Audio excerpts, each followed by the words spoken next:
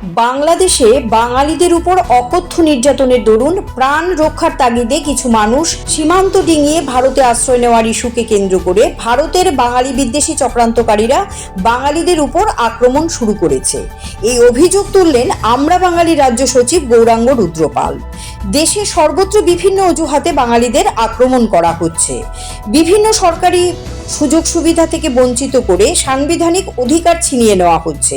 তিনি আরো বলেন, অসম, ত্রিপুরা সহ সমগ্র উত্তর পূর্বাঞ্চলে বাঙালিদের অবস্থা সবচেয়ে করুণ। বাঙালি নির্যাতনকারী, হত্যাকারীদের উদ্দেশ্য একটাই, এই অঞ্চলকে পুরো বাঙালি শূন্য করা।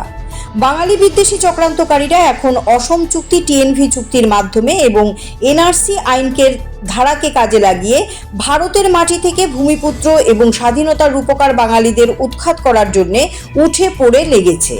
শনিবার আগরতলায় দলীয় কার্যালয়ের সামনে বিক্ষোভ দেখান দলীয় নেতা কর্মীরা।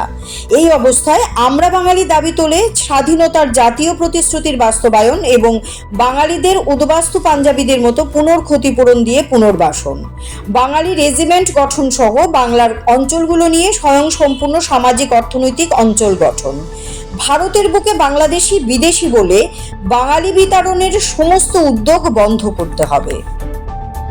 আপনারা দেখতে পাচ্ছেন স্বাধীনতার পর থেকে যেটা হচ্ছে পাঞ্জাবিরা পুনর্বাসন করলো, বাঙালিরা পেল না। তারপর থেকে বিভিন্ন রাজ্যের যে বাঙালির উপর নির্যাতন, টর্চার চলছে, বিভিন্ন আইনের অধিকার থেকে, সুযোগ সুবিধার থেকে বঞ্চিত হচ্ছে।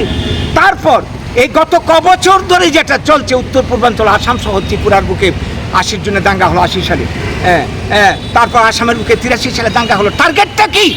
টার্গেট হচ্ছে ত্রিপুরার থেকে যখন 80 জনের দাঙ্গার মাধ্যমে বাঙালি বিতরণ চাইছে, প্রথমে এডিসি, তারপর গোটা ত্রিপুরা থেকে আসাম থেকে চাইছে।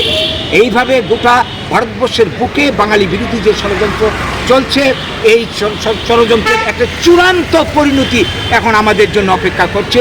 আমরা লক্ষ্য করছি এই বাংলাদেশের অস্থিরতাকে কেন্দ্র করে নতুন উদ্যমে বাঙালি বিরোধী চক্রান্তকারীরা, ষড়যন্ত্রকারীরা বাঙালিদের উপর আক্রমণ শুরু করেছে।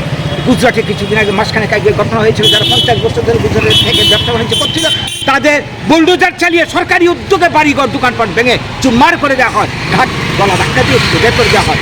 একই ঘটনা ঘটছে উড়িষ্যাতে পরিযায়ী শ্রমিকদের, যারা কাজ করতে গেছিল তাদেরকে এখানে সামান্য প্রমাণপত্র দিয়ে থাকতে পারে, গলা ধাক্কা দিয়ে বের করে দিয়েছে।